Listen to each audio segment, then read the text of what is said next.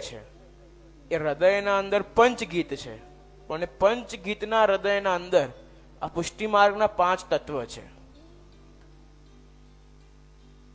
જેમ આપણે બધા જે જીવો છીએ, વૈષ્ણવો છીએ, એક બીજ જેવા છીએ, અને એ બીજને મોટો કરવા માટે, એને પોષણ આપવા માટે એક બીજને પણ 5 એલિમેન્ટ્સની જરૂર પડે, 5 અલગ અલગ તત્વોની જરૂર પડે.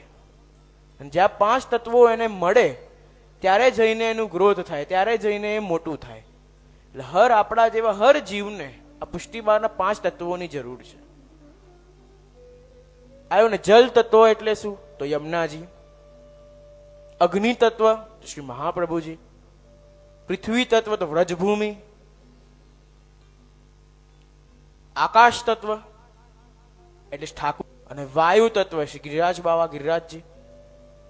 આ 5 તત્વોની આપણા જીવનમાં બહુ જરૂર છે. ત્યારે જઈને આપણા વૈષ્ણવતા જીવનમાં આપણે આગળ જઈએ છીએ. વાત એના 5 તત્વો ક્યાંથી આવ્યા, ક્યાંથી આ 5 તત્વોની શરૂઆત થઈ? આ શું છે 5 તત્વ? તો કહીએ તો ગોલોકધામ જવું પડશે, નિકુંજમાં જવું પડશે, જ્યારે પ્રભુ ગોપીઓ જોડે, સ્વામીજી જોડે રાસ રમી રહ્યા હતા. સારી રીતે આખી લીલા પરિકર ત્યાં મોજૂદ હતી અને રાસનો સમય ચાલતો હતો. રાસ કરતા કરતા સ્વામીજીની નજર પડી કે પ્રભુનું મુખારવિંદ ગંભીર થઈ રહ્યું છે. જોયું કે જેમ ધીરે ધીરે પ્રભુ કેમ ગંભીર થઈ રહ્યા છે, પણ રાસ ચાલી રહ્યો હતો. સ્વામીજીની હિંમત ના થઈ કે પૂછ્યું કે કેમ ગંભીર થયા છે. ઘણો સમય થયો, ધીરે ધીરે ગંભીરતા વધતી ગઈ, અને એટલી વધી ગઈ કે એક સમય પર આવીને આપ શ્રી રાસના વચ્ચે બિરાજી ગયા અને આંખોમાંથી આંસુ આવ્યા છે. આખા લીલા પરિકર જોવે છે કે પ્રભુને એવું શું થયું.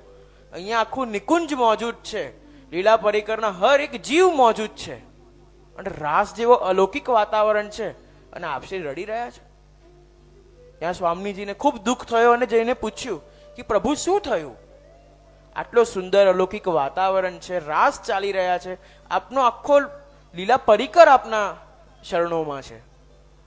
પ્રભુ કઈ બોલતા નથી. બહુ પૂછ્યું તો કઈ બોલ્યા નહીં. જેમ જેમ સવાલો પૂછતા જતા આપશે ધ્રુસકી ધ્રુસકીને રડતા, જવાબ જ ના આપે. અને જ્યાં બહુ સમય થયો ત્યાં આજે મને કોઈની યાદ આવે છે. સ્વામીજી કહે કે કોની યાદ આવે છે? આજે બધા જ જીવો આપની શરણોમાં છે, નિકુંજમાં છે, તો હવે કોની યાદ આવી? અને ત્યાં પ્રભુ કહે લૌકિક મોહ માયાથી જૂજી રહ્યા છે. મને આજે એ જીવોની યાદ આવે છે જે લીલામાં રહેવાના લાયક છે, લીલામાં આનંદ કરવાના લાયક છે, રાસ કરવાના લાયક છે, અને ભૂતલ પર આવી રીતના જૂજી રહ્યા છે. મારે કંઈ પણ કરીને આ લૌકિક જે જીવો સંસારમાં ભટકે છે એમને ફરી લીલામાં પ્રવેશ કરાવવો છે. સ્વામીજી કહે કે પ્રભુ આપ ખોટું ના લગાડતા, આપ આ બધા જીવોને યાદ તો કરો છો, પણ હવે આ બધા જીવો આપને યાદ નથી કરતા. આ જીવોને આપની કોઈ કદર નથી. અગર આપ સામેથી એમને બોલાવા પણ જશો કે આવો લીલામાં, તોય આપની વાત નહીં માને. અત્યારના જીવો એટલા કઠોર થઈ ગયા છે કે સ્વયં ભગવાન પ્રભુ પણ સામે આવી જાય તો પણ શક કરશે કે પ્રભુ છે કે નહીં. એવા જીવો થઈ ગયા છે. આ આપની વાત નહીં માને પ્રભુ.